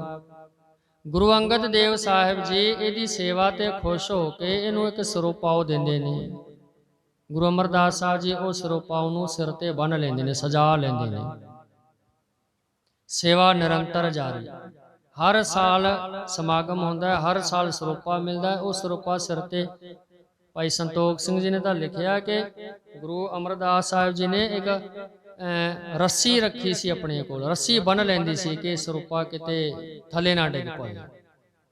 ਤੇ ਉਹ ਸਿਰ ਦੇ ਉੱਤੇ ਫਿਰ ਗਾਗਰਾਂ ਢੋਣੀਆਂ, ਗੁਰੂ ਸਾਹਿਬ ਦਾ ਇਸ਼ਨਾਨ ਕਰਾਉਣਾ। 12 ਸਾਲ ਗਰਮੀ ਸਰਦੀ ਅਣਥੱਕ ਲਗਾਤਾਰ ਸੇਵਾ ਕੀਤੀ। 12 ਸਾਲ ਬਾਅਦ ਗੁਰੂ ਅੰਗਦ ਦੇਵ ਪਾਤਸ਼ਾਹ ਜੀ ਨੇ ਕੌਤਕ ਵਰਤਾਇਆ। ਤੇ ਕੋਈ ਚੇਤ ਦਾ ਮਹੀਨਾ ਹੈ, ਠੰਡ ਪੈਂਦੀ ਹੈ, ਬੜੀ ਠੰਡ ਨਹੀਂ ਹੈ, ਪਰ ਗੁਰੂ ਸਾਹਿਬ ਜੀ ਨੇ ਕੌਤਕ ਵਰਤਾਤਾ। ਜਦੋਂ ਅੰਮ੍ਰਿਤ ਵੇਲੇ ਇਸ਼ਨਾਨ ਕਰਾਉਣ ਵਾਸਤੇ ਪਾਣੀ ਜਲ ਲੈਣ ਗਏ ਨੇ, ਰਸਤੇ ਦੇ ਵਿੱਚ ਜੁਲਾਹੇ ਦਾ ਘਰ ਹੈ, ਝੌਂਪੜੀ ਜੀ। ਤੇ ਗੁਰੂ ਅੰਗਦ ਦੇਵ ਪਾਤਸ਼ਾਹ ਜੀ ਨੇ ਕੌਤਕ ਵਰਤਾਇਆ। ਉਦੋਂ ਹਨੇਰੀ ਤੂਫਾਨ, ਠੰਡ ਪੈਣ ਲੱਗ ਪਈ, ਮੀਂਹ ਪਿਆ ਹੱਦੋਂ ਵੱਧ, ਪਾਣੀ ਖੜ ਗਿਆ ਰਸਤੇ 'ਚ। ਤੇ ਸਤਿਗੁਰੂ ਜੀ ਜਦੋਂ ਗਾਗਰ ਲੈ ਕੇ ਵਾਪਸ ਆ ਰਹੇ ਨੇ, ਉਹ ਜੁਲਾਹੇ ਦੀ ਜਿਹੜੀ ਝੌਂਪੜੀ ਹੈ, ਜੁਲਾਹਾ ਤੇ ਜੁਲਾਹੀ ਅੰਦਰ ਆਰਾਮ ਕਰਦੇ ਨੇ। ਤੇ ਬਿਜਲੀ ਗੜਕਦੀ ਹੈ, ਲਸ਼ਕਦੀ ਹੈ, ਤੇ ਇਹ ਦੋਵੇਂ ਜਾਗਦੇ ਗੱਲਾਂ ਕਰਦੇ ਨੇ। ਇਹਨਾਂ ਦੇ ਘਰ ਦੇ ਬਾਹਰ ਜਿਹੜਾ ਰਾਹ ਲੰਘਦਾ ਉੱਤੇ ਇਹਨਾਂ ਨੇ ਕੱਚੀ ਥਾਂ ਤੇ ਖੱਡੀਆਂ ਖੂੰਟੀਆਂ ਉਹ ਗੱਡੀਆਂ ਹੋਈਆਂ ਕੱਪੜਾ ਬੁਣਨ ਵਾਲੀਆਂ। ਗੁਰੂ ਅਮਰਦਾਸ ਪਾਤਸ਼ਾਹ ਜੀ ਦਾ ਪੈਰ ਉਹ ਖੱਡੀ ਦੇ ਵਿੱਚ ਜਦੋਂ ਫਸਿਆ ਸਤਿਗੁਰਾਂ ਦਾ ਸਰੀਰ ਡਿੱਗ ਪਿਆ। ਡਿੱਗਦਿਆਂ ਸਾਰੇ ਖਿਆਲ ਆਇਆ ਕਿ ਮਨਾ ਕਿਤੇ ਗਾਗਰ ਨਾ ਪਾਣੀ ਨਾ ਡੁੱਲ ਜੇ, ਤੇ ਪਾਣੀ ਡੁੱਲ ਗਿਆ ਮੈਂ ਫੇਰ ਵਾਪਸ ਮੁੜਾਂਗਾ, ਫੇਰ ਲੈ ਕੇ ਆਵਾਂਗਾ, ਦੇਰੀ ਹੋ ਜੂ, ਵਿਘਨ ਪੈ ਜੂ, ਮਰਿਆਦਾ ਭੰਗੋ। ਜਦੋਂ ਖੜਕਾ ਜਾ ਹੋਇਆ, ਜੁਲਾਹਾ ਕਹਿੰਦਾ ਦੇਖੀਏ ਬਾਹਰ ਕੋਈ ਚੋਰ ਚੱਕਾ ਨਾ ਹੋਵੇ। ਜੁਲਾਹੀ ਕਹਿੰਦੀ ਕੋਈ ਚੋਰ ਚੱਕਾ ਨਹੀਂ ਹੈ, ਕੁੜਮਾਂ ਦੇ ਫਿਰਦਾ, ਧੱਕੇ ਖਾਂਦਾ, ਅਮਰੂ ਨਿਥਾਵਾਂ। ਤੇ ਉਸ ਵੇਲੇ ਇਹ ਸ਼ਬਦ ਗੁਰੂ ਅਮਰਦਾਸ ਪਾਤਸ਼ਾਹ ਜੀ ਦੇ ਕੰਨਾਂ ਤੇ ਪਏ। ਗੁਰੂ ਅਮਰਦਾਸ ਪਾਤਸ਼ਾਹ ਜੀ ਨੇ ਉਸੇ ਵੇਲੇ ਸੁਭਾਵਕ ਹੀ ਕਹਿਤਾ, ਕਮਲੀਏ ਕਿਆ ਭਗਤੀ ਹੈ ਗੁਰੂ ਕੀ ਸ਼ਾਨ ਮੇਂ। ਇਹ ਗੁਰੂ ਦੀ ਸ਼ਾਨ ਵਿੱਚ ਕੀ ਤੂੰ ਬੋਲਦੀ ਪਈ ਹੈ। ਇਹ ਜਦੋਂ ਵਚਨ ਕਿਹਾ ਨਾ, ਉਸੇ ਵੇਲੇ ਉਹ ਜੁਲਾਹੀ ਕਮਲੀ ਹੋ ਗਈ। ਸਾਰੀ ਰਾਤ ਕਮਲ ਘੁੱਟਦੀ ਹੈ, ਬੋਲਦੀ ਹੈ, ਸਿਰ ਦੇ ਵਾਲ ਪੱਟਦੀ ਹੈ ਹੋ ਰਹੀ। ਤੇ ਮਹਾਰਾਜ ਸਾਹਿਬ ਜੀ ਆ ਕੇ ਆਪਣੇ ਸਥਾਨ ਤੇ ਪਹੁੰਚ ਕੇ ਇਸ਼ਨਾਨ ਕਰਾਇਆ। ਅੰਮ੍ਰਿਤ ਵੇਲੇ ਦੀਵਾਨ ਸਜਿਆ। ਜਦੋਂ ਦੀਵਾਨ ਸਜਿਆ, ਗੁਰੂ ਅੰਗਦ ਦੇਵ ਪਾਤਸ਼ਾਹ ਜੀ ਨੇ ਸੱਦ ਲਿਆ। ਵੱਡੀ ਉਮਰ ਦੇ ਸੀਗੇ ਨਾ ਗੁਰੂ ਅਮਰਦਾਸ ਪਾਤਸ਼ਾਹ ਜੀ, ਕਿ ਮਹਾਂਪੁਰਸ਼ੋ ਬਾਬਾ ਜੀ ਆ ਜਾਓ ਰੇ। ਰਾਤ ਕੀ ਕੌਤਕ ਹੋਇਆ ਉਥੇ ਦੱਸੋ। ਗੁਰੂ ਅਮਰਦਾਸ ਪਾਤਸ਼ਾਹ ਕਹਿੰਦੇ ਮਹਾਰਾਜ ਦਸੀਏ ਉਹਨੂੰ ਜਿਹਨੂੰ ਪਤਾ ਨਾ ਹੋਵੇ, ਆਪ ਜੀ ਨੂੰ ਤੇ ਸਾਰਾ ਗਿਆਨ ਆ, ਸਾਰਾ ਪਤਾ ਹੈ। ਇੰਨੀ ਨੂੰ ਗੱਲਾਂ ਬਾਤਾਂ ਕਰਦੇ ਨੇ। ਉਹ ਜੁਲਾਹਾ ਆਪਣੀ ਜੁਲਾਹੀ ਨੂੰ ਲੈ ਕੇ ਉਹ ਵੀ ਦਰਬਾਰ 'ਚ ਪਹੁੰਚ ਗਿਆ। ਮਹਾਰਾਜ ਆ ਤੁਹਾਡਾ ਸੇਵਕ, ਇਹਨੇ ਰਾਤ ਪਤਾ ਨਹੀਂ ਕੋਈ ਵਚਨ ਇਹੋ ਜਿਹਾ ਕੀਤਾ, ਇਹ ਮੇਰੀ ਘਰ ਵਾਲੀ ਕਮਲੀ ਹੋ ਗਈ, ਕਿਰਪਾ ਕਰੋ। ਗੁਰੂ ਅੰਗਦ ਦੇਵ ਸਾਹਿਬ ਜੀ ਨੇ ਇਹਦਾ ਕਮਲ ਠੀਕ ਕੀਤਾ। ਉਸ ਵੇਲੇ ਫਿਰ ਸਾਰੀ ਸੰਗਤ ਦੇ ਵਿੱਚ ਗੁਰੂ ਅਮਰਦਾਸ ਪਾਤਸ਼ਾਹ ਜੀ ਦੇ 12 ਸਾਲ ਪੂਰੇ ਹੋਏ। 12ਵਾਂ ਸਰੂਪਾ ਉਹ ਗਲ ਵਿੱਚ ਪਾ ਕੇ 12 ਵਰ ਦਿੱਤੇ। ਨਿਮਾਣਿਆਂ ਦੇ ਮਾਣ, ਨਿਤਾਣਿਆਂ ਦੇ ਤਾਣ, ਨਿਥਾਵਿਆਂ ਦੇ ਥਾਵ, ਨੇ ਆਸਰਿਆਂ ਦੇ ਆਸਰੇ, ਨੇ ਗੱਤਿਆਂ ਦੇ ਗੱਤ, ਨੇ ਧਰਿਆਂ ਦੇ ਧਿਰ, ਨੇ ਚੀਜ਼ੀਆਂ ਦੇ ਚੀਜ਼। ਉਸ ਵੇਲੇ ਗਲਵਕੜੀ ਵਿੱਚ ਲੈ ਕੇ ਤੇ ਸਾਰੀ ਸੰਗਤ ਨੂੰ ਐਲਾਨ ਕੀਤਾ ਕਿ ਅੱਜ ਅਸੀਂ ਆਪਣੀ ਥਾਂ ਤੇ ਇਹਨਾਂ ਨੂੰ ਗੁਰਤਾ ਗੱਦੀ ਤੇ ਸ਼ੁਭਾਇਮਾਨ ਕਰਨ ਲੱਗੇ ਹਾਂ। 5 ਪੈਸੇ ਤਾਜ਼ਾ ਨਰੇਲ ਚਰਨਾਂ ਵਿੱਚ ਰੱਖ ਕੇ ਮੱਥਾ ਟੇਕਿਆ, ਗੁਰਤਾ ਗੱਦੀ ਦਿੱਤੀ। ਬਾਬਾ ਬੁੱਢਾ ਸਾਹਿਬ ਜੀ ਨੂੰ ਹੁਕਮ ਹੋਇਆ ਕਿ ਬਾਬਾ ਜੀ ਇਹਨਾਂ ਨੇ ਅਣਥੱਕ ਸੇਵਾ ਕੀਤੀ, ਇਹ ਯੋਗ ਨੇ, ਲਾਇਕ ਨੇ। ਕਈ ਤਰ੍ਹਾਂ ਦੀ ਅਸੀਂ ਇਹਨਾਂ ਦੀ ਪਰਖ ਵੀ ਕਰ ਲਈ ਹੈ, ਪਾਸ ਹੋ ਗਏ ਨੇ, ਤੇ ਹੁਣ ਜਿਹੜੀ ਰਸਮ ਹੈ ਉਹ ਨਿਭਾਓ। ਬਾਬਾ ਬੁੱਢਾ ਸਾਹਿਬ ਜੀ ਥਾਲ ਦੇ ਵਿੱਚ ਅਤਰ, ਫੁਲੇਲ, ਚੰਦਨ, ਕੇਸਰ ਪਾ ਕੇ ਤੇ ਉਹ ਗੁਰਗੱਦੀ ਵਾਲੀ ਸਾਰੀ ਰਸਮ ਗੁਰੂ ਅਮਰਦਾਸ ਪਾਤਸ਼ਾਹ ਜੀ ਨੂੰ ਤਿਲਕ ਲਾਇਆ, ਗੁਰਗੱਦੀ ਦਾ ਸ਼ੁਭਾਇਮਾਨ ਕੀਤਾ। ਤੇ ਗੁਰੂ ਅੰਗਦ ਦੇਵ ਸਾਹਿਬ ਸੱਚੇ ਪਾਤਸ਼ਾਹ ਜੀ ਜੋਤੀ ਜੋਤ ਸਮਾ ਗਏ। ਆਪਣੀ ਜੋਤ ਗੁਰੂ ਅਮਰਦਾਸ ਪਾਤਸ਼ਾਹ ਜੀ ਦੇ ਵਿੱਚ ਟਿਕਾ ਕੇ ਵਚਨ ਕੀਤਾ, ਪੁਰਖਾ ਘਰ ਦੇ ਵਿੱਚ ਕੌਣ ਕੌਣ ਆ। ਗੁਰੂ ਅਮਰਦਾਸ ਪਾਤਸ਼ਾਹ ਕਹਿਣ ਲੱਗੇ ਮਹਾਰਾਜ ਆਪ ਜਾਣੀ ਜਾਣੋ, ਫਿਰ ਵੀ ਜੇ ਪੁੱਛਦੇ ਹੋ ਦੱਸਦੇ ਆ। ਮੇਰੇ 2 ਪੁੱਤਰ ਹਨ, ਬਾਬਾ ਮੋਹਨ ਜੀ, ਬਾਬਾ ਮੋਹਰੀ ਜੀ। 2 ਮੇਰੀਆਂ ਪੁੱਤਰੀਆਂ ਨੇ, ਬੀਬੀ ਦਾਨੀ ਤੇ ਬੀਬੀ ਭਾਨੀ। ਤੇ ਗੁਰੂ ਅੰਗਦ ਦੇਵ ਪਾਤਸ਼ਾਹ ਕਹਿਣ ਲੱਗੇ ਚੰਗਾ ਪੁਰਖਾ, ਖਡੂਰ ਵਿੱਚ ਨਹੀਂ ਰਹਿਣਾ, ਇਹ ਸਾਡਾ ਆਸਣ ਹੈ। ਜਿਵੇਂ ਗੁਰੂ ਨਾਨਕ ਸਾਹਿਬ ਜੀ ਦਾ ਆਸਣ ਸੀ ਨਾ ਕਰਤਾਰਪੁਰ ਸਾਹਿਬ, ਅਸੀਂ ਉੱਥੋਂ ਗੁਰਤਾ ਗੱਦੀ ਲੈ ਕੇ ਸਾਨੂੰ ਉੱਥੋਂ ਤੋਰਤਾ ਸੀ ਕਿ ਜਾ ਖਡੂਰ ਵਿੱਚ ਨਿਵਾਸ ਕਰ। ਕਿਉਂ ਗੁਰੂ ਨਾਨਕ ਸਾਹਿਬ ਜੀ ਦੇ ਵੀ 2 ਸਾਹਿਬਜ਼ਾਦੇ ਸੀਗੇ, ਬਾਬਾ ਸ੍ਰੀ ਚੰਦ ਤੇ ਬਾਬਾ ਲਖਮੀ ਚੰਦ। ਗੁਰੂ ਨਾਨਕ ਸਾਹਿਬ ਜੀ ਨੇ ਵਚਨ ਕੀਤਾ ਸੀ ਪੁਰਖਾ ਜੇ ਇੱਥੇ ਰਹੋਗੇ ਕਿਤੇ ਤੁਹਾਡੇ ਨਾਲ ਤਕਰਾਰਬਾਜੀ ਨਾ ਇਹ ਕਰਨ, ਬਹਿਸਬਾਜੀ, ਖਹਿਬਾਜੀ ਜਿਹਨੂੰ ਕਹਿੰਦੇ ਆ। ਤੁਸੀਂ ਜਿਹੜਾ ਨਗਰ ਵਸਾਇਆ ਖਡੂਰ, ਉੱਥੇ ਜਾ ਕੇ ਨਿਵਾਸ ਕਰੋ। ਉਹੀ ਵਚਨ ਅਸੀਂ ਹੁਣ ਕਰਦੇ ਹਾਂ। ਤੁਸੀਂ ਇੱਥੇ ਨਹੀਂ ਰਹਿਣਾ, ਜਿਹੜਾ ਨਗਰ ਤੁਸੀਂ ਗੋਇੰਦਵਾਲ ਵਸਾਇਆ ਉੱਥੇ ਜਾ ਕੇ ਤੁਸੀਂ ਨਿਵਾਸ ਕਰੋ। ਕਿਉਂਕਿ ਸਾਡੇ ਵੀ 2 ਸਾਹਿਬਜ਼ਾਦੇ ਨੇ, ਬਾਬਾ ਦਾਤੂ ਜੀ ਤੇ ਬਾਬਾ ਦਾਸੂ ਜੀ। ਇਹ ਤੁਹਾਡੇ ਨਾਲ ਕਿਤੇ ਈਰਖਾ ਤਕਰਾਰਬਾਜੀ ਨਾ ਕਰਦੇ ਰਹਿਣ, ਤੁਸੀਂ ਆਪ ਦੇ ਨਗਰ ਵਿੱਚ ਨਿਵਾਸ ਕਰੋ। ਗੁਰੂ ਅੰਗਦ ਦੇਵ ਪਾਤਸ਼ਾਹ ਜੀ ਨੇ ਸਾਰੀ ਸੰਗਤ ਨੂੰ ਹੁਕਮ ਕੀਤਾ ਕਿ ਇਹਨਾਂ ਨੂੰ ਮੱਥਾ ਟੇਕੋ। ਸਾਰੀ ਸੰਗਤ ਨੇ ਮੱਥਾ ਟੇਕਿਆ ਤੇ ਪਰ ਬਾਬਾ ਦਾਤੂ ਜੀ ਨੇ ਮੱਥਾ ਨਹੀਂ ਟੇਕਿਆ। ਗੁਰੂ ਅੰਗਦ ਦੇਵ ਸਾਹਿਬ ਜੀ ਦੇ ਵੱਡੇ ਸਪੁੱਤਰ ਨੇ ਈਰਖਾ ਕੀਤੀ।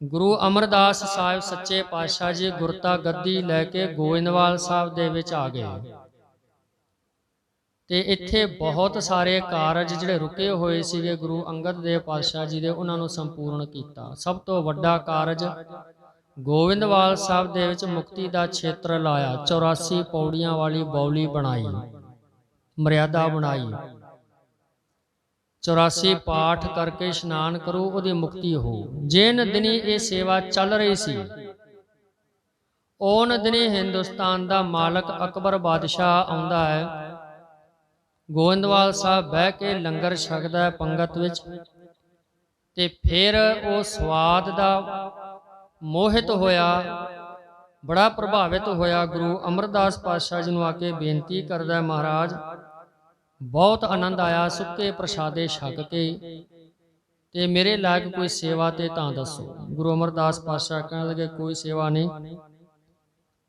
ਪਰ ਜ਼ਰੂਰ ਦੱਸਾਂਗੇ ਜਦੋਂ ਸਬਬ ਬਣਿਆ। ਤੇ ਉਸ ਵੇਲੇ ਅਕਬਰ ਬਾਦਸ਼ਾਹ ਨੇ ਬੇਨਤੀ ਕੀਤੀ, ਮਹਾਰਾਜ ਅਸੀਂ ਮੁਹਿੰਮ ਤੇ ਚੱਲੇ ਆ, ਕਈ ਸਾਲ ਹੋ ਗਏ, ਚਿੱਤੌੜ ਦਾ ਕਿਲਾ ਜਿੱਤਿਆ ਨਹੀਂ ਜਾਂਦਾ, ਸਾਡੀਆਂ ਫੌਜਾਂ ਚਾਰੇ ਪਾਸੇ ਘੇਰਾ ਘੱਤ ਕੇ ਬੈਠੀਆਂ, ਬੜਾ ਨੁਕਸਾਨ ਹੋ ਜਾਂਦਾ, ਕਿਰਪਾ ਕਰੋ, ਤੁਸੀਂ ਮਹਾਂਪੁਰਸ਼ ਹੋ, ਗੁਰੂ ਹੋ, ਗੁਰੂ ਨਾਨਕ ਸਾਹਿਬ ਜੀ ਦੀ ਗੱਦੀ ਦੇ ਮਾਲਕ ਹੋ, ਤੁਹਾਡੇ ਵੱਡੇ ਗੁਰੂ ਨਾਨਕ ਸਾਹਿਬ ਜੀ ਨੇ ਸਾਨੂੰ ਇਹ ਹਿੰਦੁਸਤਾਨ ਦਾ ਰਾਜ ਭਾਗ ਬਖਸ਼ਿਆ, ਤੁਸੀਂ ਹੁਣ ਚਿੱਤੌੜ ਦਾ ਕਿਲਾ ਫਤਿਹ ਕਰਾਓ। ਗੁਰੂ ਅਮਰਦਾਸ ਸਾਹਿਬ ਜੀ ਨੇ ਸੁਭਾਵਕ ਹੀ ਵਚਨ ਕੀਤਾ, ਬਾਦਸ਼ਾਹ ਜਬੈ ਕੜ ਟੂਟਾ ਤਬੈ ਗੜ ਛੂਟਾ, ਬਸ ਨੇੜੀ ਹੈ ਸਾਡੀ ਬੌਲੀ ਸਾਹਿਬ ਦਾ ਕੜ ਟੁੱਟਣ ਵਾਲਾ, ਜਦ ਨੇ ਇਹ ਟੁੱਟਣਾ ਉਦੋਂ ਹੀ ਤੇਰਾ ਕਿਲਾ ਫਤਿਹ ਹੋ ਜਾਊ। ਵਚਨ ਹੋਇਆ, ਅਕਬਰ ਬਾਦਸ਼ਾਹ ਨੇ ਆਪਣੇ ਬੰਦੇ ਬਿਠਾਤੇ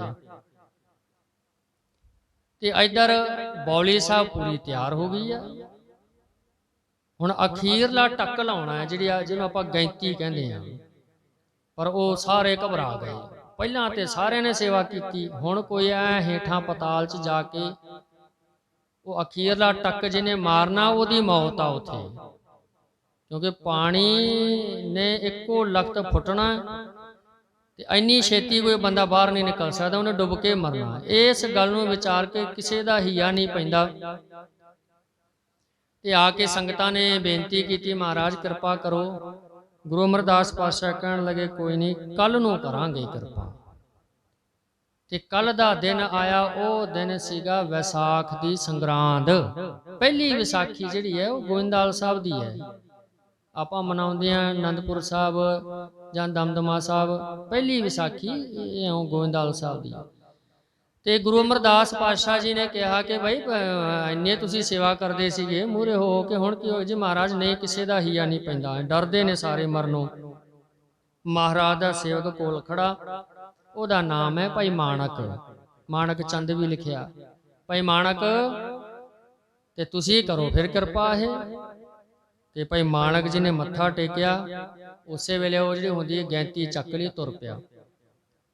ਇਹਦੀ ਮਾਂ ਆ ਗਈ, ਰੋਣ ਲੱਗੀ, ਮਹਾਰਾਜ ਇੰਨੇ ਫਿਰਦੇ ਨੇ ਇੱਥੇ, ਮੇਰਾ ਹੀ ਲੱਭਿਆ ਸੀਗਾ, ਇੱਕੋ ਹੀ ਆ ਮੇਰਾ, ਇਹਨੂੰ ਮਰਾਉਣਾ, ਇਹ ਤਾਂ ਡੁੱਬ ਜੂ। ਗੁਰੂ ਸਾਹਿਬ ਕਹਿੰਦੇ ਨਹੀਂ ਡੁੱਬਦਾ। ਉਹੀ ਗੱਲ, ਵਿਸਾਖੀ ਵਾਲਾ ਦਿਨ ਮਾਣਕ, ਭਾਈ ਮਾਣਕ ਜੀ ਨੇ ਹੇਠਾਂ ਉਤਰ ਕੇ ਜਦੋਂ ਧਰਤੀ ਦੀ ਛਾਤੀ ਤੇ ਮਾਰਿਆ ਟੱਕ, ਫੁਹਾਰਾ ਫੁੱਟਿਆ, ਦਬਾ ਦਬ ਪਾਣੀ ਨਾਲ ਸਾਰੀ ਬੌਲੀ ਭਰ ਗਈ, ਅੰਮ੍ਰਿਤ ਜਲ। ਤੇ ਹਾਹਾਕਾਰ ਜੈ ਜੈਕਾਰ ਹੋਣ ਲੱਗ ਪਈ। ਇੱਧਰ ਇਹਦੀ ਮਾਈ ਰੋਂਦੀ ਆ ਗਈ, ਮਹਾਰਾਜ ਡੁੱਬ ਗਿਆ ਨਾ ਮੇਰਾ ਮਾਣਕ, ਕਰਤਾ ਹੀ ਨਾ ਕੰਮ ਤੁਸੀਂ। ਗੁਰੂ ਅਮਰਦਾਸ ਪਾਤਸ਼ਾਹ ਮੁਸਕਰਾ ਕੇ ਕਹਿਣ ਲੱਗੇ, ਮਾਈ ਮਾਣਕ ਵੀ ਕਦੇ ਡੁੱਬਦੇ ਨੇ? ਕਦੇ ਦੇਖਿਆ? ਜਿਹੜੀ ਬਰਫ਼ ਹੁੰਦੀ ਹੈ ਪਾਣੀ ਦੀ ਬਣਦੀ ਹੈ ਨਾ, ਪਾਣੀ 'ਚ ਡੁੱਬਦੀ ਨਹੀਂ, ਜੇ ਵਜਨ ਵੀ ਹੁੰਦਾ ਬਰਫ਼ ਦਾ, ਪਰ ਡੁੱਬਦੀ ਨਹੀਂ। ਇੰਨਾ ਵਚਨ ਕੀਤਾ ਤੇ ਮਾਣਕ ਭਾਈ ਤੁਰੇ ਆਵੇ, ਮੋਢੇ ਤੇ ਰੱਖ ਕੇ ਉਹ ਕਹੀ ਜੀ ਆ ਕੇ ਗੁਰੂ ਸਾਹਿਬ ਜੀ ਨੂੰ ਮੱਥਾ ਟੇਕਿਆ। ਇੱਧਰ ਚਿੱਤੌੜ ਦਾ ਕਿਲਾ ਫਤਿਹ ਹੋਇਆ। ਤੇ ਉਸ ਤੋਂ ਬਾਅਦ ਜਦ ਅਕਬਰ ਨੇ ਇਹ ਸਾਰੀ ਤਰੀਕ ਟਾਈਮ ਮਿਲਾਇਆ, ਬਰਾਬਰ ਖਰਾ ਉਤਰਿਆ, ਅਕਬਰ ਭੱਜਿਆ ਨੱਠਿਆ, ਗੋਇੰਦਵਾਲ ਸਾਹਿਬ ਆਇਆ, ਆ ਕੇ ਗੁਰੂ ਅਮਰਦਾਸ ਪਾਤਸ਼ਾਹ ਦੇ ਚਰਨਾਂ 'ਚ ਡਿੱਗਿਆ। ਬੜੀ ਸ਼ਰਧਾ ਵਧ ਗਈ। 25 ਪਿੰਡਾਂ ਦਾ ਪਟਾ ਲੰਗਰ ਦੇ ਨਾਮ ਕੀਤਾ। ਮਹਾਰਾਜ ਸੇਵਾ ਦੱਸੋ। ਗੁਰੂ ਅਮਰਦਾਸ ਪਾਤਸ਼ਾਹ ਨੇ ਕਿਹਾ ਹਾਂ ਹੁਣ ਠੀਕ ਮੌਕਾ ਹੈ। ਅਕਬਰ ਬਾਦਸ਼ਾਹ ਸੇਵਾਵਾਂ ਹੈਗੀਆਂ ਤੂੰ ਹੀ ਕਰ ਸਕਦਾ, ਹੋਰ ਨਹੀਂ ਕੋਈ। ਇੱਕ ਤਾਂ ਜਦੋਂ ਅਸੀਂ ਜਾਂਦੇ ਹਾਂ ਧਾਰਮਿਕ ਸਥਾਨਾਂ ਦੀ ਯਾਤਰਾ ਤੇ ਸਾਡੇ ਨਾਲ ਸੰਗਤਾਂ ਹੁੰਦੀਆਂ ਨੇ, ਉਹ ਰਸਤੇ ਤੇ ਤੁਹਾਡੇ ਉਹ ਬੈਠੇ ਹੁੰਦੇ ਨੇ ਕਰਮਚਾਰੀ ਟੈਕਸ, ਉਹ ਟੈਕਸ ਤੁਸੀਂ ਮੁਕਤ ਕਰੋ ਸੰਗਤਾਂ ਨੂੰ। ਅਕਬਰ ਬਾਦਸ਼ਾਹ ਨੇ ਕਹਤਾ ਜੀ ਯਸ ਓਕੇ, ਹੋ ਗਿਆ ਮੁਕਤ। ਇੱਕ ਜੀ ਜਿਹੜੀ ਸਤੀ ਪ੍ਰਥਾ ਚੱਲਦੀ ਹੈ ਇਹਨੂੰ ਬੰਦ ਕਰੋ। ਅਕਬਰ ਬਾਦਸ਼ਾਹ ਇਹ ਵੀ ਹੋ ਗਿਆ ਜੀ। ਇੱਕ ਜਿਹੜਾ ਉਹ ਕਾਂਸ਼ੀ ਦੇ ਵਿੱਚ ਆਰਾ ਰੱਖਿਆ ਹੋਇਆ ਨਾ ਸ਼ਿਵ ਜੀ ਦਾ ਕਰਵਤ ਆਰਾ, ਜਿਹਦੇ ਨਾਲ ਬੰਦੇ ਤੁਸੀਂ ਚੀਰ ਕੇ ਉਹਦਾ ਧਨ ਹੜਪ ਕਰ ਲੈਂਦੇ ਹੋ, ਉਹ ਆਰੇ ਵਾਲੀ ਪ੍ਰਥਾ ਵੀ ਬੰਦ ਕਰੋ। ਅਕਬਰ ਨੇ ਇਹ ਤਿੰਨੇ ਹੀ ਚੀਜ਼ਾਂ ਵੱਡੀਆਂ ਸੀਗੀਆਂ, ਇਹ ਬੰਦ ਕਰਾਈਆਂ। ਉਸ ਤੋਂ ਬਾਅਦ ਗੁਰੂ ਅਮਰਦਾਸ ਪਾਤਸ਼ਾਹ ਜੀ ਫਿਰ ਉਹ ਦੁਰਗਾ ਪੰਡਤ ਦਾ ਵਚਨ ਯਾਦ ਕਰਕੇ 21ਵੀਂ ਵੇਰਾ ਫਿਰ ਹਰਿਦੁਆਰ ਯਾਤਰਾ ਤੇ ਗਏ ਨੇ, ਨਾਲ ਸੰਗਤਾਂ ਬੇਅੰਤ ਹਨ। ਅੱਜ ਉੱਥੇ ਉਹ ਮੇੜਾ ਪਿੰਡ 'ਚ ਮੁਲਾਕਾਤ ਹੋਈ ਆ। ਅੱਜ ਫਿਰ ਜਦੋਂ ਟੱਕਰਿਆ ਨਾ ਕਰੀਬਨ 13-14 ਸਾਲ ਬਾਅਦ, ਪੰਡਤ ਕਹਿਣ ਲੱਗ ਕਿਉਂ ਮਹਾਰਾਜ ਐਵੇਂ ਨਹੀਂ, ਮੈਂ ਗ੍ਰੰਥ ਪੜ੍ਹੇ ਕਿਹਾ ਸੀਗਾ ਨਾ, ਆ ਵੇਖੋ ਅੱਜ ਤੁਹਾਡੇ ਨਾਲ, ਤੁਸੀਂ ਅੱਜ ਅਵਤਾਰੀ ਪੁਰਸ਼ ਵੀ ਹੋ ਨਾਲੇ ਛਤਰਪਤੀ ਰਾਜੇ ਵੀ ਹੋ, ਹੁਣ ਮੇਰੇ ਤੇ ਕਿਰਪਾ ਕਰੋ, ਵਚਨ ਪੂਰਾ ਕਰੋ, ਬਖਸ਼ੋ। ਗੁਰੂ ਅਮਰਦਾਸ ਪਾਤਸ਼ਾਹ ਕਹਿਣ ਲੱਗੇ ਕਿ ਪੰਡਤ ਜੀ ਦੋ ਚੀਜ਼ਾਂ ਹੈਗੀਆਂ, ਪਰਲੋਕ ਦਾ ਸੁੱਖ ਤੇ ਦੁਨੀਆ ਦਾ ਸੁੱਖ। ਪਰਲੋਕ ਦਾ ਸੁੱਖ ਮਿਲਣਾ ਨਾਮ ਦੇ ਨਾਲ, ਦੁਨੀਆ ਦਾ ਸੁੱਖ ਮਿਲਣਾ ਧਨ ਦੌਲਤ ਨਾਲ। ਇੱਕ ਚੀਜ਼ ਮੰਗ ਲੈ ਇੱਕੋ ਹੀ ਦੇਵਾਂਗੇ, ਦੋਵੇਂ ਨਹੀਂ ਦੇਣੀਆਂ। ਪੰਡਤ ਸੀ ਗਏ ਪੜ੍ਹਿਆ ਲਿਖਿਆ ਵਿਦਵਾਨ, ਚੁੱਪ ਕਰ ਗਿਆ। ਮਹਾਰਾਜ ਕਹਿੰਦਾ ਪੰਡਤ ਕੀ ਹੋ ਗਿਆ, ਚੁੱਪ ਕਾਹਦੇ ਕਰ ਗਿਆ, ਮੰਗ।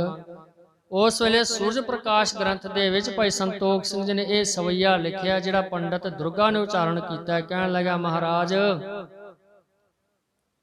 ਇੱਕ ਚੀਜ਼ ਤੁਸੀਂ ਦਿਓਗੇ, ਇੱਕ ਨਹੀਂ ਦਿਓਗੇ, ਮੈਨੂੰ ਕੀ ਲਾਭ ਹੋਇਆ ਕਦਾ।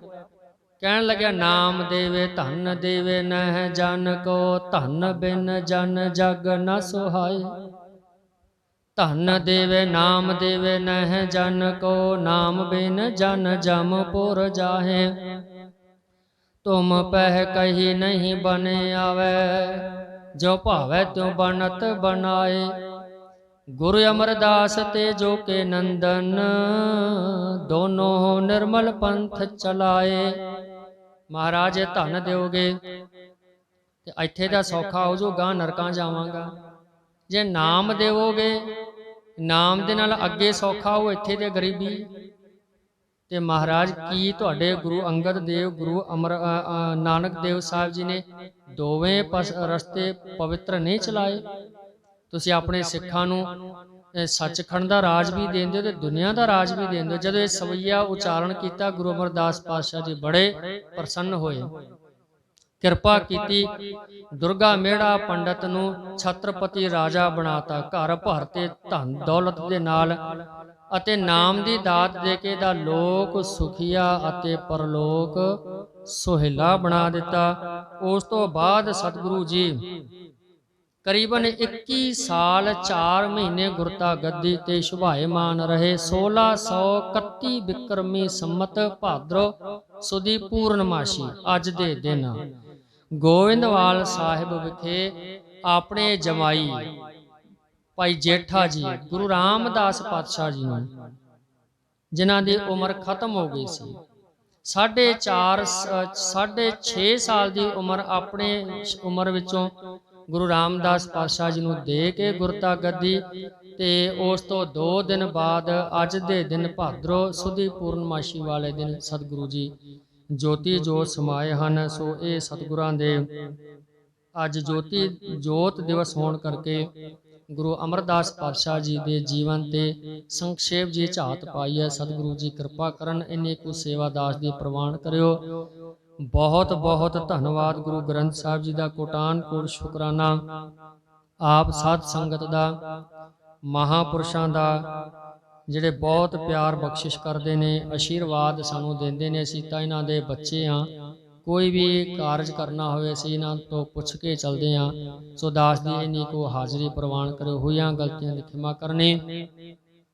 गज वज के फतेह बुलाओ जी। वाहिगुरु जी का खालसा वाहिगुरु जी की फतेह।